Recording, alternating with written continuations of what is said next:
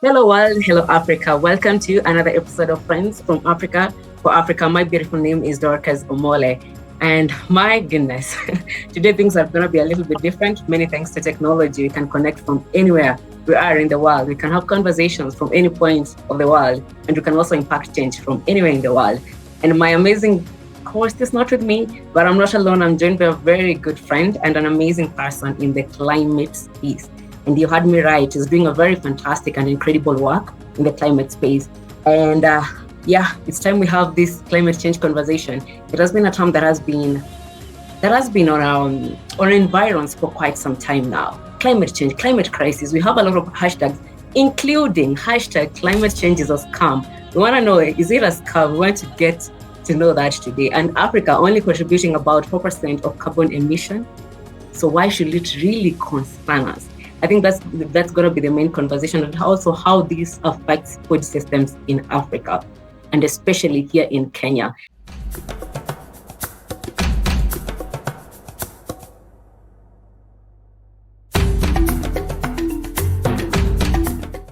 So a few weeks ago, also a very amazing journalist here in Kenya, Lynn Gugi, did a video on indigenous foods and how these foods are becoming quite extinct.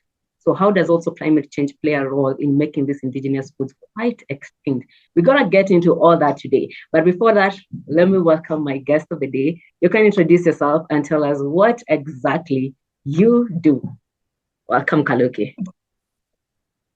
Thank you, Dorcas, and hi, everyone. My name is Kaluki Paul. I'm a climate advocate and environmental leader in Kenya, and I've been in the climate space for about 10 years now. So I simply describe myself as a proud son of the African soil and a stubborn optimist. So much so because I feel we need to really be stubbornly optimistic about Africa, the future that we are creating, and the current reality that we are going to pass down to the next generations. But also proud because Africa is a land of possibilities. Africa is a land of many amazing talents and creativity, and we're also really big in so many ways. We are rich, and yet we talk about climate change. Many people being hit by the worst impacts of the climate crisis. Think of, the hurricanes, think of the floods, think of the forest fires, think of droughts and famines, all so many things affecting both rural and urban communities. But against the backdrop of that, still, we are a resilient people. So I'm proud because of that resilience that, we are not defined by this chaos. We are defined by the little actions that we do take personally and collectively to bring about change and build resilience. So yeah, that's the big and small I say about me. I love the fact that you're saying the resilience bit, because that is also another term that we Africans right now are trying to emulate or trying to define ourselves so much with, because we are quite resilient. And I love also the fact that you're saying we're trying to find new ways to deal with this climate change in very innovative ways. And I understand also at Keen International, I think something that I was waiting for you to mention, you haven't mentioned, but as we continue, I think you'll also mention that the kind of work that you people are doing just to ensure that at least our environment is quite something that we can all enjoy living in. And I think also we can just start from the point of what exactly is climate change in an African context. What does this look like in an African context? And also break down for us, when we talk about 4%, Africa contributing 4% to carbon emissions in the world, what exactly does that mean? Because I tend to understand some people say, okay, 4%, what does that mean? And climate change, how does it look like in everyday life of an African? Thank you, Dorcas. Well, I think I'm not putting on the shoes of a scientist. I hope I do justice. But to simply define it, I feel the beauty of the climate system is that almost every person is born into the planet in one way or the other experiences the climate a different way, right? And it comes from the weather systems and the different seasons that we have. Of course, many people know about the drought season, about the rainy season, about the cold season. In some extreme places, it's the winter, right? So those four defined seasons. Now, over time, these seasons tend to vary, and they vary because of what what effects our actions as human beings are having on the planet. So for instance, in a space of 30, 40 years, if the climate system in Kenya around January to March becomes extremely too hot or becomes extremely too floody, that is not a typical weather or typical season, in a country like Kenya. So that is now a manifestation of climate change. So climate change is that change or shift in the weather patterns average around 40 years. And we're seeing a lot of that happening in Africa. We're almost 10 years since the Paris Agreement was agreed upon, right? And countries agreeing to limit, global carbon emissions to about, 1.5, but of course they put the 2 degrees Celsius is the, bigger target, and then ambitiously we got 1.5. But we have seen even the last 10 years, like across Africa, we have countries and regions experiencing, hurricanes, Kenya and many parts of East Africa experiencing, locust invasions. A lot of this is actually tied because the weather is changing, the temperatures are changing, and even the soil is changing. So somehow there are maladaptations that are coming as a result. And so all these are impacts of the climate crisis. And just bringing it back to Kenya, just last year, 2024, and I believe some 2 or 1 year ago, we did have a serious flooding event, and it was across the country. But at least I'm from Nairobi, and for many people who are from the city, remember it was so chaotic. Cars were carried away. You could not move from point A to point B. There was just so much. There was so much destruction, even in our urban infrastructure. And this is just a tip of the ice when it comes to the impacts of the climate crisis. So yeah, that is how this thing is manifesting, sorry. But just to talk about the 4%, the 4% carbon emissions contribution that Africa is, talking about. So that ideally means even for the most industrialized countries in Africa, of course, of South Africa, or think of Nigeria, which is, a big oil explorer and exporter. Think of countries like Egypt, think of countries like Ghana. A lot of these are big economies, and even Kenya is somewhere there. But even with these emissions in these countries, aggregately and averagely, Africa is only contributing to about that mere 4%. And that means our carbon emission is very negligible. So actually, if we needed to do anything, I don't think in a fair world Africa needed to do anything, against the climate crisis. But here is the issue. The issue is how the atmosphere is. You will be highly polluting for in a place like, say, Europe or America, but somehow those effects and impacts will be felt by people miles and miles away. And that is how countries like Kenya, regions like Africa, Southeast Asia, are being worst hit by these, climate impacts. So imagine a region that is only contributing to about 4%, but then bearing the biggest impacts of the climate crisis. That is the particular situation we have. And so that's why we talk about the climate goals, the so-called Paris Agreement, climate financing, new collective quantified goal on climate change, and thinking how we can both finance communities and resource them for both adapting to the changing climate systems, but also building resilient systems that, help to cushion them from the worsening impacts of the climate crisis. So yeah, I hope I did answer those two very well. I'm telling you, my goodness, you're mentioning some very heavy terms here. We have the Paris Agreement, talking of the climate finance. But before we get into these big terms, let me take you back to the weather patterns that you're talking about, the weather changes. Well, what do you think as Africans? How do you think we are contributing to these weather changes, weather patterns changing?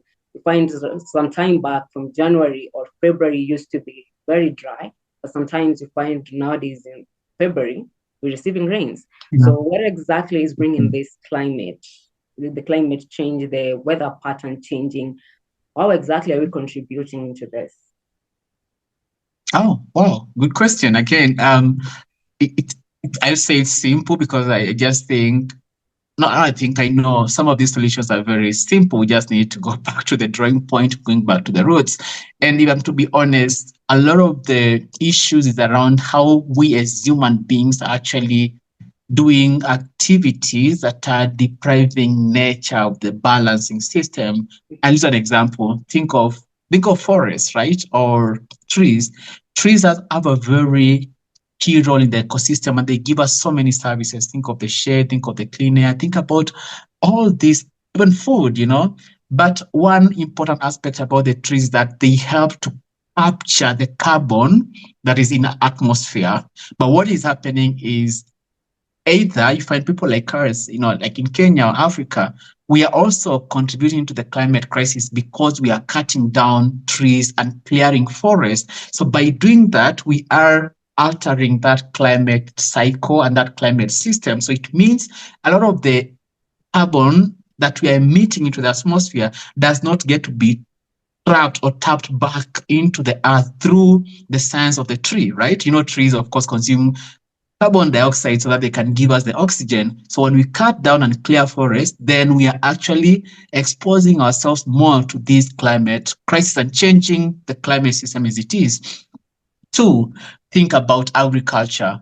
Back in the days, our foremothers used to do subsistence, organic and regenerative agriculture. Now, what's happening because of big multinationals? We are clearing a lot of the land and subjecting it to monoculture plantations. So you see large of acres and tracts of land covered by maize or soybeans or whatever crops you can think of. Now that already alters the chemistry and the biochemical components of our natural systems. And so by effect, we are already, emitting so much. We clear land for agriculture, but we let it literally emit a lot of this carbon back to the atmosphere, right? A lot of the petrochemicals and the fertilizers, the pesticides we are using on these monocultures, again, these are chemicals that are in the carbon, hydrogen, oxygen, the CH4 bracket. So a lot of them literally contribute to again, another term, depleting of the ozone layer. So this ozone layer is more like, think of it as this cushioning system or layer in the atmosphere that really protects us from the ultraviolet rays from the sun, right? So these chemicals and aerosols sort of they break that layer or that thin film in the atmosphere, and so it allows a lot of the heat from the sun to penetrate the atmosphere, come to the earth, and then they hit our earth system. That heating again also contributes to climate change. It's a phenomenon called global warming. It's like you're putting a blanket on the atmosphere and allowing us to just, is it boiling ourselves? We are putting ourselves in this furnace. So ideally, that is how we as human beings are doing it. Think of our actions on land systems. Think of all the actions on our forest and natural systems.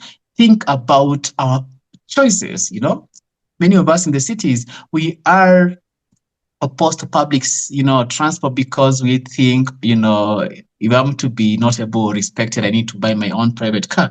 These private cars are run, or these many cars are run on fossil fuels, right?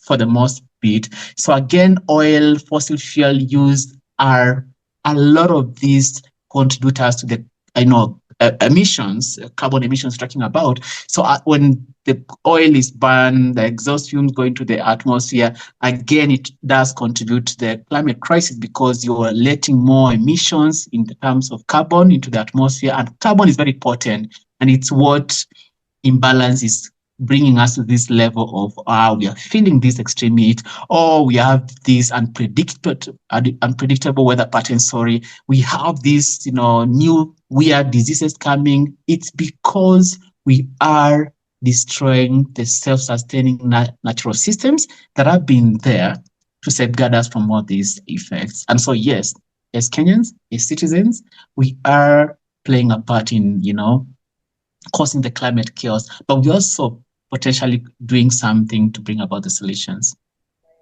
I love the whole breakdown of the ozone layer. What is global warming? I love how you've broken it down, all that. And what I think I'm getting from this is, as humans, we tend to contribute more when it comes to climate change, when it comes to weather patterns. We tend to contribute the most in this. And also love the fact that you've mentioned agriculture, because also this is what I want us to get into in the next few, understanding how climate change is playing a big role when it comes to food systems here in Kenya, here in Africa, here in Kenya, because for a long time, as in Kenya, we have known agriculture and food systems to contribute heavily when it comes to the African's economy. So when we affect the food system or we affect agriculture, it tends to come back to Africa's economy. So you've also mentioned the part where we say, yes, we are the ones contributing negatively to the climate, but at the same time, we are having other ways to help curb this situation. Maybe you can also take us through that, understanding also how we are dealing with this climate change. Talk of how are we preventing this global warming. And what I'm also getting is trees. Let's plant trees. The other day we were just celebrating Mazingira Day. I don't know how many trees people planted. I think I only planted 2. At least I contributed. I don't know how many you planted on that particular day, but it's not only Mazingira Day that you're supposed to be planting trees. We're supposed to be planting trees every now and then. We are supposed to be very cautious about our environment, our surrounding. We're supposed to be very cautious. And maybe just to take us through how exactly are we also making sure that as we destroy, how again are we making sure that it's not really that bad? We're also coming with innovative ways to deal with the same. Yeah, thanks, Dorcas. And honestly, 2 things to start off to say that number 1, we never have to even destroy. The issue is humanity thinks we are the apex species, and so everything on the planet is under our sole custodianship for us to exploit and destroy to our advantage. But then that speaks to the insatiable appetite that is very common in human beings. So I think needs to be done is we need to think about the needs of the planet versus the needs of man, because one, man is not the only living species on the planet, right? So we need to be consciously aware about that which we are doing, and so I'm strongly convinced that we never have to destroy, but this is a route we have taken because of that pride that we have, that we are the super intelligence, which I think we are not. We are we are the most civilized, which I don't think we are the most civilized species. It's relative, but we need to do a lot of soul searching. But also to the aspect of tree planting, I have an issue with that because we are so good as human beings at doing that, but not growing them. And one famous quote by a favorite hero of mine, the late Professor Wangari Maathai, she said, until you take a tree, you dig a hole, you plant that seed. Actually, no, until you take a seedling, you dig a hole, you plant it, water it, and take care of it with maturity. You're not doing a thing, you're just talking. And many of us are good at speaking, we're not good at acting. And you'll be surprised most of the times when people go to these tree planting drives, beyond that day's activity, no one goes to, to track progress, to check how many survives, to check, weed them. And that brings the whole chaos of why in the first place did people have to spend so much energy to even put these and nurture these seedlings in the tree nursery. Anyway, besides the point, I'll go back to responding to your question by saying that I proudly can say that I'm the co-founder of Keen International, a baby that I started alongside my co-founder, Kevin Mutai, in 2020. And the whole point was we saw the need, on our communities and young people really do so much, but also the opportunity for us to bring them together to action, to create a space where they feel they belong, and a network that actually allows them to thrive and engage in discussions. And so to say, actually in the climate space, we realize a lot of Africans and African youth and communities are doing so much, but at times it feels as though we are, locked out of this decision-making global table. And so through Keen International, we really wanted to create this grassroots-led platform that allows anyone who is doing something, whether it's small or big, to feel like their contributions are worth it, and that you actually need to be confident in your authentic contributions and activities, that does mean something, it does have an implication and a contribution to the climate solutions. And so we've done programs like Bustani Gardens, which is a Swahili word that means, of course, gardening. So what we do, this is an experiential and practical, conservation education program that we then deliver with schools, both high school and primary schools in Kenya. And the whole point being, in Swahili, they say samaki mkunja ngali mbichi. If you want really mold and fold a fish to a certain shape, you have to do it when it's still fresh. When it dries, you cannot, it will just break. And so that is our point, that we need to really nurture these change makers from that tender age, allow them to get dirty, interact with the soil, see the microorganisms, see the earthworms, touch them and relate with them. And therefore, after that, be able to plant and grow their own food, from food to vegetables, fruits. All these are important. And of course, indigenous trees, we set up, tree nurseries for them to also be able to carry tree growing initiatives, maybe donate some to neighboring schools, take some home. And so this activity allows them as African future leaders to know the connection between our soil microbial diversity, the food we eat, and then what that means for the general environment. And I feel these are some of these very simple yet practical ways that Africans and communities are doing. Keen International involved. The other program I quickly mentioned before I hand it over back to Dorcas, Farmer Managed Natural Regeneration. And of course, this is a very simple approach to how our forefathers and foremothers used to coexist with their lands and get bounty from the harvest of the season. And so to say, they would practice organic regenerative agriculture using cow manure, naturally taking care of the tree stumps and the trees that grew on the soil in a way that it will actually create this food forest. They will be able to get food while still taking care of the soil. So that is a practice that has died over time, and now a lot of us are trying to actually bring it back. We had this experience how we walked across over 5 counties in Kenya, from Marsabit to Homa Bay to Kambani, and many of these arid and semi-arid counties in Kenya. And we just interact with a lot of these communities, and just seeing how they've been practicing farmer-managed natural regeneration, even without knowing, was just amazing, So that goes to show that science is very important, but community practice is equally important and essential. So science needs to really communicate with the grassroots.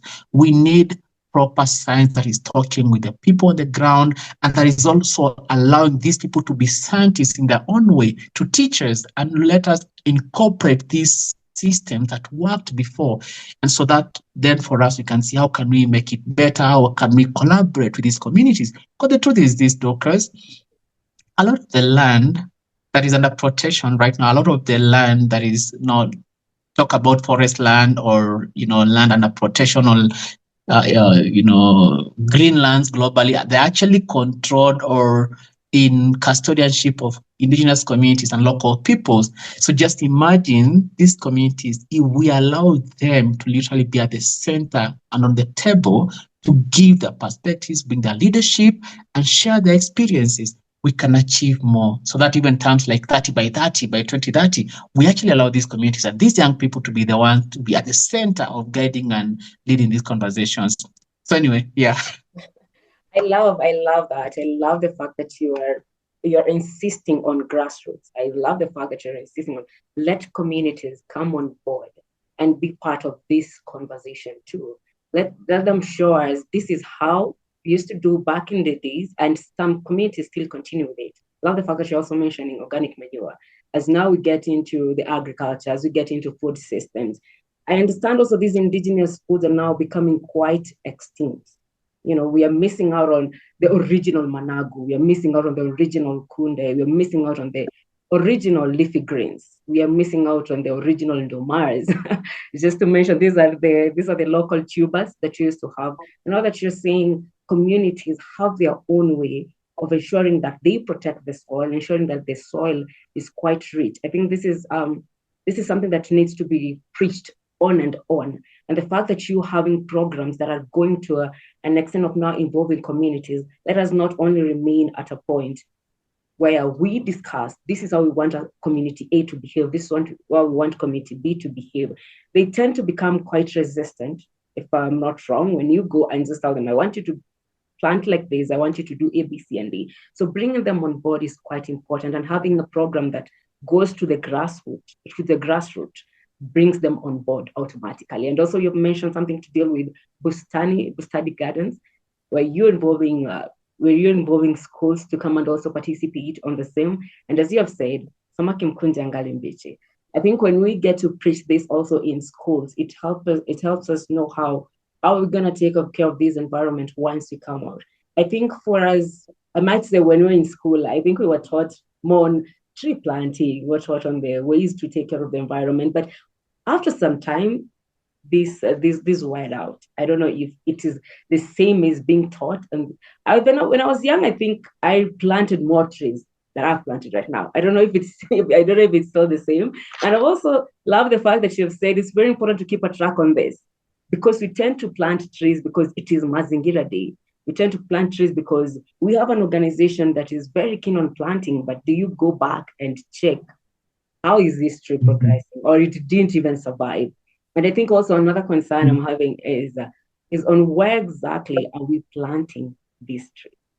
You know, sometimes we tend to plant these trees and you're like, okay, why do we need to plant this tree here? Why don't we take it to a certain area where you know it's gonna be very, very beneficial? Now, maybe if you could just tell us, as an organization, where exactly are you planting these trees? I want to know that. Exactly. Thank you so much. And actually, one thing we do is this through the Bustani Gardens and, of course, many of our conservation programs. What we would do is what I just said from the previous statement, that one, put community at the center, because these people are very much aware about the local environment, the local systems, and the challenges they are in. And so chances are, if you're taking a restoration drive there, they know what trees, what species used to do well when, where, and they can even take you to identify some of the so-called extinct or near extinct species, you know. So what we do through Kin International is it's also a way for us to empower the community, to show them that at times it's not just about the money, you know. You have so much resources within that community. Think about the elders. These people are they're living libraries. They have a whole, you know, dictionary or library within their brains about, you know, the kind of trees, the medicinal values they have, or the different uses, the indigenous crops, you know, that they used to plant will be used for the homestead level, but also, you know, for herbal and medicinal values. You know, we had like trees that used to naturally be, you know, or to be grown around homesteads, of course, indigenous, but very helpful. So then what we do at King International is every time we go to maybe a place like Eldoret, we actually talk with the school administration and the school clubs to encourage them to go back home, have conversations with their parents or elders, and actually manage to convince the elders to have them sow seeds or seedlings on the different kinds of foods and indigenous trees that, you know, performed well in that region, so that by the time we're actually going to install and set up these gardens, these people already are aware from their parents, from their household level, actually what are these trees, what does this seedling, you know, belong to, it belongs to which kind of tree, how does this tree beneficially help us, you know, from ecological to economic to food, you know, benefits and everything that you get from it. And to me that is very important, Dorcas. We go to plant trees but we forget you need to plant the right tree at the right time at the right place. You know, many of us are quick at planting monoculture, you know, exotic seedlings because, of course, they're quick to grow. Maybe that is what we are being given by the authorities that want us to go and plant on our national tree planting drives. But the question is, what end? What extent? You know, a lot of these trees will be surprised for many exotics. Of course, they grow faster and it makes economic sense for many people that want to maybe cut them for, you know, charcoal burning or for fuel or for timber. That makes sense, you know. But when you go to the drawing board, a lot of these indigenous species, much as they take long or longer to mature and really get that stamina of maturity, they have a higher carbon capturing or what we call sequestration potential than a lot of these exotics. Then two, our indigenous tree species have much more resilience against, think of forest fires, think about disease infestations and pests, think about even wind breaking. They have that higher capacity to build that and have that resilience system and almost come back after any shock that the environment could trigger in this forest. So when we talk about growing, it's not just about any tree that you find. No, research, understand which tree and which tree species does well where, when is the right time for it to be grown, when is the right time for you to even harvest the seeds that you need to go propagate so that they are ready for the planting season. For me, that is important. And it also goes around the natural cycle that was there in nature. We just happen to have altered everything. So now many of us want to just go and put as many seeds or seedlings on the ground as possible. And then we count those as what we've restored. But the truth is that you go some 10 years down the line, go to the same place, a lot of these so-called planted trees don't survive. They don't mature because no one took care of them. Then they're not locally built to withstand the extremities of the weather, realities of that place. And then the carbon capturing potential, like I said, a lot of them don't have that carbon sequestration potential. So we need to really, as a country, think about that. How do we have that balance? I'm not saying don't plant exotics, they're needed for certain industries, but then we need to have a balance. We need to, while we are planting them, encourage more growth of indigenous trees, indigenous crops, and actually also go back to the basics. Let's not, in the pursuit of advancement and civilization, run away from our villages and our rural centers, because I feel the more we alienate ourselves from these natural ecosystems, these communities, our rural centers, we are also denying the future and depriving the future of the potential, the opportunity to benefit from the wisdom that you could have gotten from our elders. So, yeah, I feel one of the solutions is also going back to our villages, going back to the rural centers, and engage with those people, engage with farmers, engage with the communities. Let them teach you a lot of these indigenous crops, indigenous species, and therefore create this learning system that then we can use storytelling to pass down this wisdom and protect it for future generations. So maybe you could just mention these monoculture trees, the exotic trees, the indigenous trees that you're talking about. It's indigenous trees. What are these indigenous trees? What are some of the examples? Maybe I've been planting the wrong trees. Exactly. Yeah. Yeah, that's an opposite on my end. Sorry. Yeah. So I think of exotic trees as these trees that are not native, they're not naturally fitted to be in these environments. For instance, for a country like Kenya, anytime you come across a tree like the eucalyptus, that is not a native tree. It's not indigenous. It's pretty much exotic. Think of cypress. Think of what's this tree? I want to get the local name, not the scientific name. Anyway, I'm only remembering Robusta. I don't want to remember to say the scientific name. But think about a lot of these common trees that we see in our farms. A lot of them are not actually indigenous. They've been introduced because of maybe the leaf fall do have some healthy benefits to the soil, but the tree itself is not as functional. So eucalyptus, for instance, you've seen how it does huge contributions to drying of rivers and wetlands. And actually, that's why it was introduced to Nairobi, for instance, the colonial era. It was to drain Nairobi of its swampy nature. And yeah, a lot of places in Nairobi are now covered with with eucalyptus. There's Gravelia, actually that's the one I was talking about, the Robusta. Gravelia is another exotic one, but actually it somehow tends to be a good crop for agroforestry. A lot of farmers are incorporating it, and it does not seem to have lots of chaotic implications or effects on farmlands. But when we talk about the indigenous, many people know about the fig tree, the mugumo. And the Mugumo has a lot of, brothers and sisters there. There's a sycamore. There's so many fig trees that are native. We also have palm trees, are also very indigenous to Africa and also many parts of South Asia, Southeast Asia. So think of all kinds of, palms, think of the coconuts, think about the travelers palms. A lot of them are now ornamental, but they also exist in nature. Think of the East African yellow hat or Wabuge ugadensis.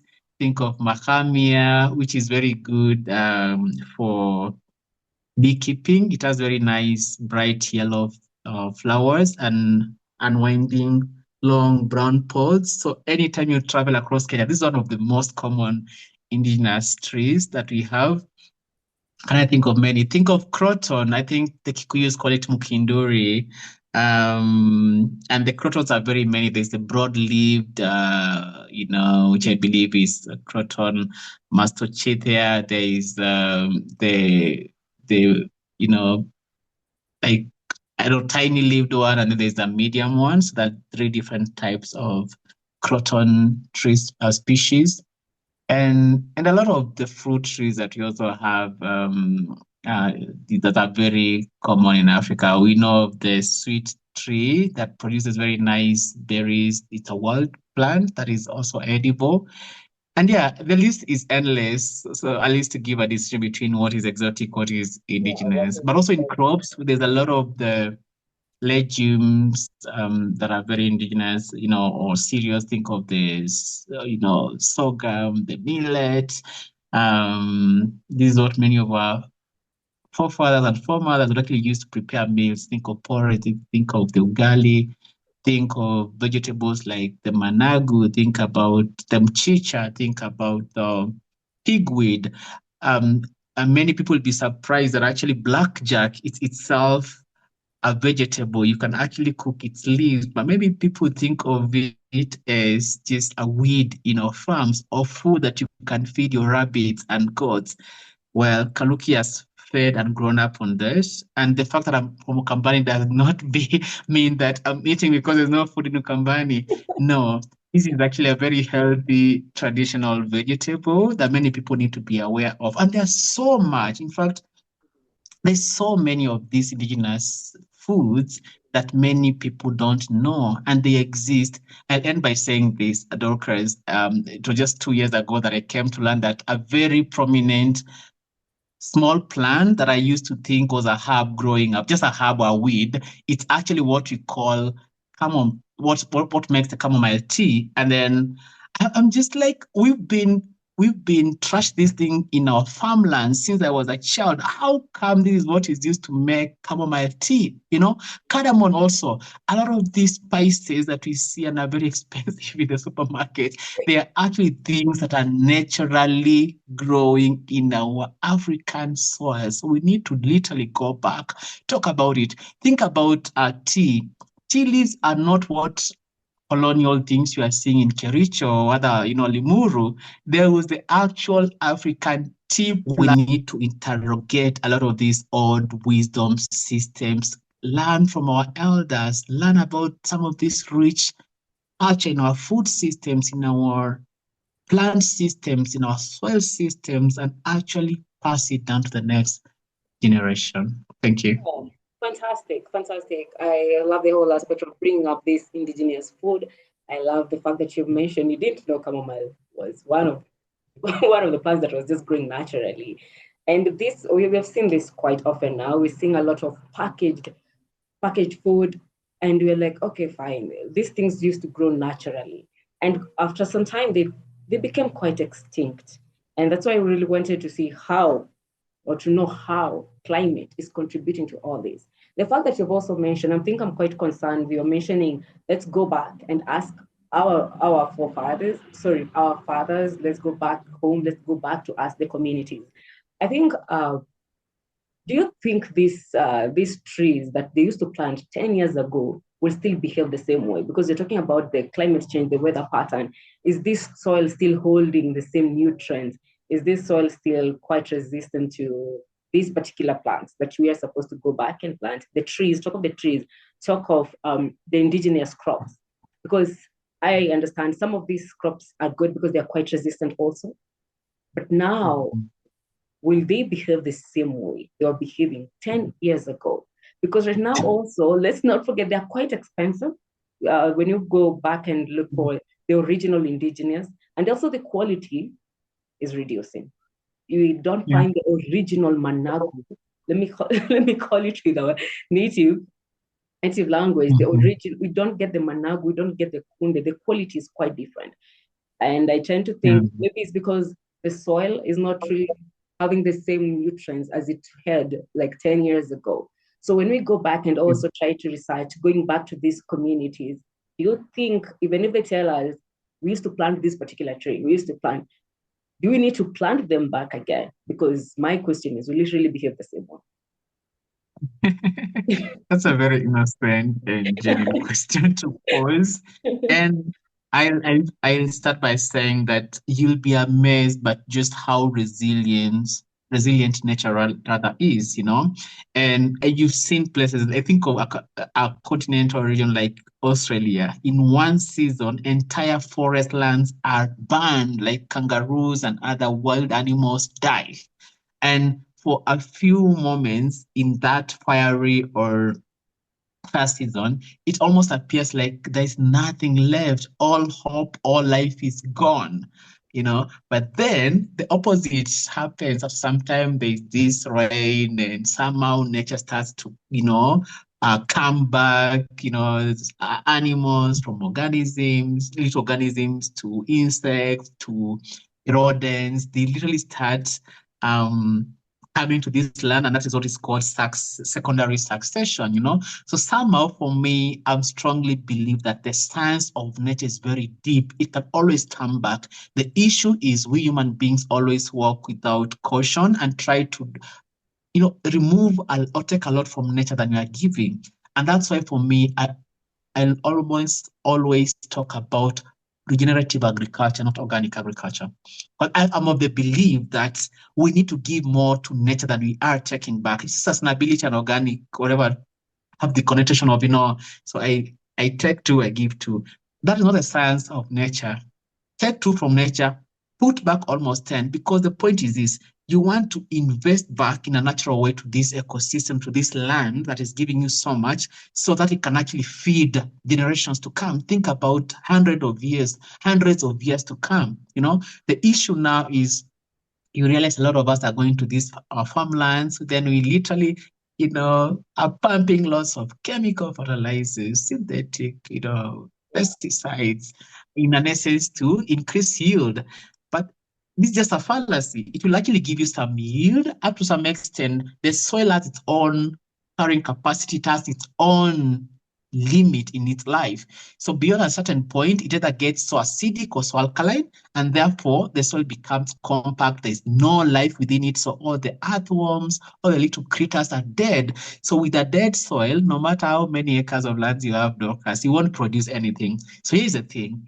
If we want to actually go back to the systems and ask them about what used to grow well and everything, even as the climate is changing, we just need to invest back on our soils, Dorcas.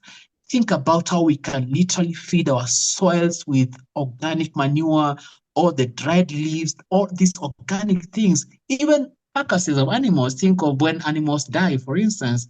How do we go and take these bones and the body, the flesh, bury it in the soil? After 6 months or so, it will have, decayed and decomposed and incorporated into the soil system, except now it becomes part of the humus. That's the healthy, fertile bit of the soil that then we will need to fertilize, sorry, not to give nutrients to our crops. So yes, it might take a different form, might take some time for a lot of these so-called indigenous trees to maybe establish, but the truth is we need to, as human beings, play our part. We need to work so hard to revitalize our lands, give it back the fertility it needs, so that then this fertility can be the nutrients that these so-called seedlings will, or trees and plants will depend on. And you realize with that interaction, then the trees also have a function where they continue adding more to the humus, to the detritus, to the fertility within the soil, as you are taking care of the soil. And so by the time they grow, you to get to a point where as human beings, we don't necessarily need to do a lot of work to really bring this soil back to life. So yes, there's a baseline, there's a place to start, and all hope is not lost. These trees may not have the same quality of feel that we had 10 years ago, but the point is there has to be a baseline, there has to be that starting point, and from there, who knows, we may actually get back to that quality or enjoy these particular trees, these particular plants, these particular fruits as our forefathers enjoyed before. Thank you. There is there is a starting point, and as we need to give back to nature less than what you're taking, actually more than what you're taking. I think that that's very fantastic. Yes. And at the end of the day, we just have to go back to the communities and see exactly how back in the day what they used to plant, how they plant, so that to get to know how we get back to it, how we get back to having our indigenous crops the way we used to have, because our indigenous crops or food they were quite resistant even to these climate issues. And now that you've mentioned something about grassroots, you've talked about the communities. When we come back to the urban setting, as you said, last year we had a serious issue with the floods, and the I think the main concern was we have poor drainage, but what do we first need to deal with? These floods. Well, I think that was the main first issue. Why we need to deal first with this flood. But now, even with the rains, the weather patterns and all that, so in an urban setting, we can't say we need to plant we need to plant these same trees. So how do you think we can cope up with all this? Apart from the we need proper drainage systems. Yeah, definitely. I believe that a lot of the interventions, whether you think of it from a rural or urban perspective, actually have to come from a holistic point of view. It has to be integrated. There's no one single way of doing things. You really have to think about all different systems. You could think in urban centers, we have the urban poor, we have people in the slums, we have the rich who, in the case of Nairobi, also decide to, sorry to say, but they eat trash and they meet out of the raw sewage into a Nairobi river. So that contributes to the field. It contributes to the organic matter that then clogs our river. So anytime it rains, again, it floods. Again, think about the urban planners and the city council. They have a role, way before the floods happen. And I believe in the last flooding, they actually tried to some extent, but I don't want to give them flowers. They can do much better. We are living in Nairobi, a city that is a colonial city. Think about how, we need to actually upgrade our drainage system. There are not two ways about it. Nairobi is expanding. We are growing by the month, by the year, by the decade. So then we need to actually upgrade our drainage systems. This system cannot hold a city of how many millions of people by day and night. It's crazy. And then we think of a place like Ruai, right? Or that the Nora Dam site, right? Like a lot of these places we tend to take our waste. They are also not at the scale that we need them to have. So for me, it's how do we plan our urban population in a very holistic, integrated manner, so that we're not just having one straight line approach and then miss on the in the long run. Think of places that are in the lowland, in the cities, right? Like, Nairobi CBD will be one of those places. When it rains, the flooding is much worse than in the central business center, as you will experience in Kilimani or maybe in Karen. So then how do we take advantage of our natural flow of this, landscapes, and then plan around that, understand how do I say this? The hotspots, for flooding effects, and how to evacuate people early. But also, too, we've seen cases in Nairobi where development is haphazardly being planned. Westlands, Kilimani, should I go on? Eastlands is even worse, a lot of these structures coming and mushrooming from everywhere. There's no control, there's no process. And so this adds to the extreme pressure that our drainage system is already facing. So construction and our buildings need to also be well planned for. Lastly, I would say this, actually maybe second lastly, we've seen cases of infrastructure where Nairobi is expanding our road infrastructure, but also it comes at the expense of nature. We need to think on how, while we are developing, we are not doing it at the expense of the environment. Someone said, and I forget their name, that the Mother Earth has everything to satisfy each of humanity's needs, but not to satisfy each of humanity's greed.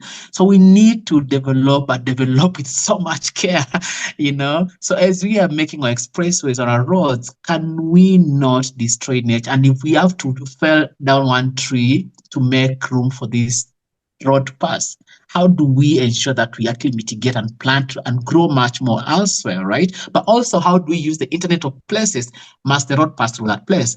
If it passes through that place, how do we build the road or construct it around, not across the tree, so that the tree has to be cut, So for me, this is very important. Placemaking is very important, and also encouraging people in urban centers to also practice some forms of crop growing, vertical gardens, think of kitchen gardens. There are different creative ways we can really support nature even in urban centers. Think of shopping wisely, think of rethinking fast fashion, because again, fast fashion is also a culprit when it comes to drainage issues. We consume so much uh, fast fashion, so much plastics, and then we trash them somewhere, knowingly or unknowingly. But then we plant the same things that won't show up in our drainage. In our clogged cities, we see those clothes, those plastic things, they are everywhere. So again, we need to rethink our consumption, Dorcas, if we were to, deal with a lot of these issues hitting our cities and urban centers. Nairobi is a case study. Yeah, perfect. It's very important that you called out the authority, because it's very important for them to get involved in the planning of the city, of taking, I think, noticing the landscape of the cities. I think that's what you've said, Bill, that is very important. So that to know how do we get to plan with this everywhere we're seeing now building construction almost everywhere. And this is now affecting our day-to-day climate, the weather patterns, it's affecting it. We're hearing of, oh, nowadays I get to hear a lot of hot flashes at night. Where is this coming from all of a sudden? So I think these are just ways that climate change is showing up on a daily basis. So that as we say, we're only contributing 4%. Why should as Africans be concerned about it? We should be concerned because that hot flash that you're feeling in the middle of the night is as a result of you also not being cautious about your environment. And yes, as you have called out the authorities, I think we will wrap up with that, calling out the authorities to be part of this. As we're talking about planting trees, just the other day again, we're hearing that, okay, what is happening in Karura? So as we're calling out authorities, they also need to be very quite responsible with this planting of trees. Don't tell us to plant trees on this end. On the other hand, we're hearing a lot that is happening at Karura. So who really needs to be on the forefront of this? As youth also, I love the fact that you're also championing for the youth to be part of this conversation, because you're calling out on youth, as we call out to authorities, as we call out to grassroots communities, as also youth being, I think, covering almost the highest in population.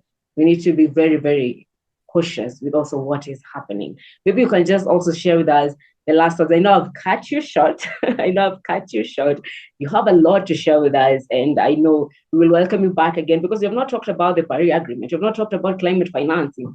I know climate is quite a lot, and today we're mainly focused on the indigenous and just under indigenous crops and just understanding the whole aspect of climate change. I think that was the main conversation of the day, but climate is quite good. Let's talk of climate crisis, climate finance, and every other thing. Nowadays, we have even the Africa Climate Summit. I think the second one was in Ethiopia, if I'm not wrong. Yeah, we have COP. We have a lot of conferences now on climate. So, what exactly is this climate change on that level? So, I think this conversation will continue over and over again. I think we'll welcome you back so that I get to bisect this small. But for now, maybe you could just share with us maybe your last words when it comes to climate change, when it comes to calling upon everyone. What is our greatest mandate when it comes to making sure that our environment is quite safe for all of us to live in? Thank you so much, Dorcas, for hosting this. I'll say that I've learned quite a lot from myself today, and really glad that through such platforms as yours, Rafika Freak, we can really have this wildfire of information, content, narrative shifting that is so needed in Africa, but also taking the opportunity to tell our own authentic stories and narratives in our own way, because the truth is this, it's needed, it's all needed. So if it's Dorcas's podcast or whatever other media house or studio or film producer, a little action matters. And here's the thing, the climate crisis is affecting us all. It doesn't matter whether the Trumps are saying it's a fallacy, it's affecting us all. It doesn't matter whether big global players are withdrawing funding in the form of USAID or whichever aid. The truth is it's affecting us. And whether you are from the developed world or developing world, one way or the other, it will affect you. So in a world that is already chaotically changing, the least you can do as humanity is come together, bring our diverse actions, and put our best feet forward, because every action matters. Every action matters. Be intentional about it. I'm not sure many people, even from the fossil fuels, have the bad interest for the planet. They are actually just trying to make a living. So it's up to us, those who are aware and conscious about the future of the planet, to really go and talk to them from a human point of view, from a planetary point of view, so that we can win them over. The point is not to make enemies. The point is to bring and attract, draw as many allies possible. So if we can do that through conversations, through our actions, through on the ground projects, then I'm convinced we can recreate a better future, leave behind a better world, and really create a living legacy for future generations. So all the best. And yeah, let's keep acting the climate. Yeah. Act now. I know that is a very famous hashtag in the world of climate. Act now. Climate action. Those are just some of the few those are just some of the few hashtags that we have when it comes to climate. And yes, I think it's very important to call upon everyone. We all need to participate in this because it affects us in different ways. It affects us even when it comes to health, because right now we are having not really sometimes, as we have just said, original indigenous foods, and that these tend to affect us in one way or another.